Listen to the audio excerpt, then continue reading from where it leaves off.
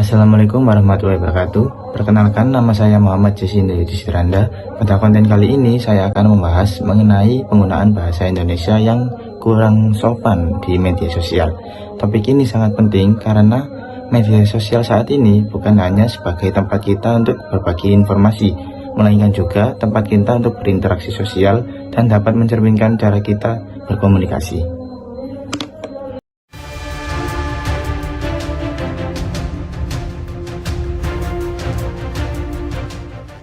Perkembangan media sosial sebagai ruang interaksi digital telah mempermudah masyarakat dalam menyampaikan pendapat. Namun, kemudahan tersebut sering tidak diimbangi dengan etika berbahasa yang baik. Banyak pengguna yang menulis komentar dengan kata-kata kasar, hinaan, serta sarkasme, yang menunjukkan menurunnya kesantunan berbahasa di ruang publik. Penggunaan bahasa Indonesia yang tidak santun tidak hanya mencerminkan rendahnya literasi digital, tetapi juga dapat menimbulkan konflik, menyebarkan kebencian, dan merusak citra bahasa sebagai alat pemersatu. Faktor anonimitas, kurangnya kesadaran berkomunikasi, serta kebiasaan berkomentar secara spontan tanpa mempertimbangkan dampak sosial menjadi penyebab utama munculnya fenomena ini, sehingga diperlukan kesadaran kolektif untuk menerapkan etika berbahasa, agar media sosial tetap menjadi ruang yang sehat dan saling menghargai.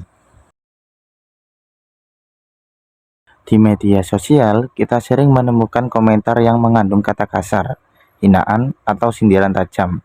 Misalnya makian seperti body shaming atau komentar yang merendahkan pendapat orang lain.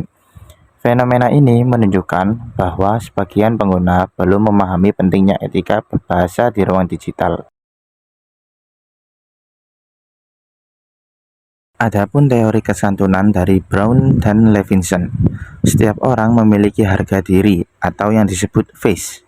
Saat kita menggunakan bahasa yang tidak santun, itu disebut face threatening act, yaitu tindakan yang mengancam harga diri orang lain. Di media sosial, tindakan ini sering terjadi karena komunikasi berlangsung tanpa tatap muka. Selanjutnya, ada penyebab bahasa tidak santun. Ada beberapa penyebab utama mengapa bahasa tidak santun sering muncul di media sosial. Yang pertama, anonimitas atau identitas yang tidak terlihat membuat orang merasa lebih bebas berkata kasar. Yang kedua, kurangnya literasi digital, yaitu kemampuan memahami etika berkomunikasi di internet. Yang ketiga, emosi sesaat, di mana seseorang langsung mengetik komentar tanpa berpikir panjang. Bahasa yang tidak santun dapat menimbulkan berbagai dampak negatif, seperti memicu konflik, menurunkan kualitas diskusi, menyebarkan kebencian, bahkan menciptakan citra negatif terhadap pengguna media sosial di Indonesia. Jika dibiarkan, media sosial akan menjadi ruang yang tidak nyaman untuk berdiskusi atau berbagi opini. Tips berbahasa santun. Ada beberapa langkah sederhana yang dapat kita lakukan. Yang pertama, pikirkan dampak sebelum menulis komentar. Yang kedua, gunakan bahasa yang sopan dan tidak menyerang pribadi. Yang ketiga, fokus pada isi pendapat, bukan orang yang menyampaikannya. 4. Latih empati.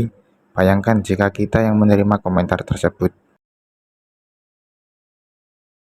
Dan sebagai penutup, media sosial seharusnya menjadi ruang edukatif dan produktif. Oleh karena itu, mari mulai dari diri sendiri untuk menggunakan bahasa Indonesia yang lebih santun dan beretika dalam setiap komentar atau unggahan. Semoga pembahasan singkat ini bisa bermanfaat untuk kita semua. Terima kasih telah menonton video ini sampai akhir. Assalamualaikum warahmatullahi wabarakatuh.